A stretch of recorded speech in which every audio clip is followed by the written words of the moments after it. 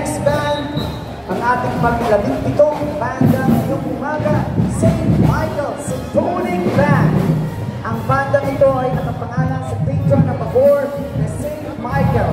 Ito ay itinatag ni Wawi Estrada na may masiging kagustuhan na magtayo ng isang banda ng musiko sa